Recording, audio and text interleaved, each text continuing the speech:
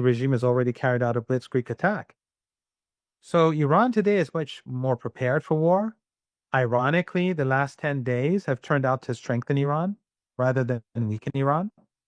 It's made the population united and angry at these rioters and terrorists and the Westerners behind them because they've caused a lot of death and grief and damage.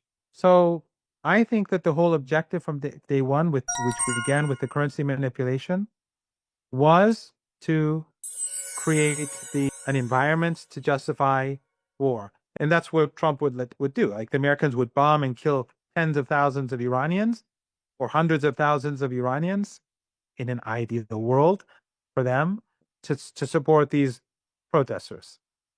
But in reality, what will happen is that Iran will hit back the Americans so hard and across the board that it will bring down the global economy and it will bring down the US economy. And some people in the West say, that's not going to happen. Well, we'll see. We'll see. Iran's capabilities defeated Israel.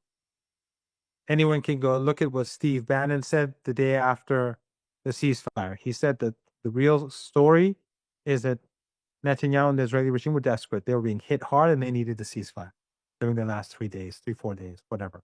Today, Iran is much more prepared, but more importantly, Iran's capabilities at hitting the Israeli regime, which are much more significant today than they were 7 months ago, that is a sideshow. Iran's real capabilities are not directed at the Israelis. They're directed at the Americans. They're directed at the Persian Gulf, the Indian Ocean, the other side of the Persian Gulf. Why? Because for 3 decades, the Americans have been saying all options are on the table. So Iran has for 3 decades been preparing itself for war with the United States. And so Iran has many underground drone and missile bases, short-range missiles, medium-range missiles, which are much more easy to move around and fire than these long-range missiles, and much more in number. So Iran can swiftly devastate anything that's out there, very swiftly. And under circumstances where the United States wants to wage war on Iran, Iran is not going to hold back.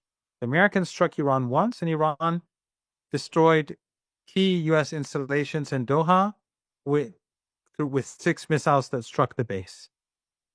The Americans denied it, if you recall, initially, but then the footage came out. If the Americans want to go for war, it's not going to be like that. The Iranians are going to go all out. And the Speaker of Parliament said that today. And he said it also in Parliament, I think, yesterday. So that, I think, was the objective.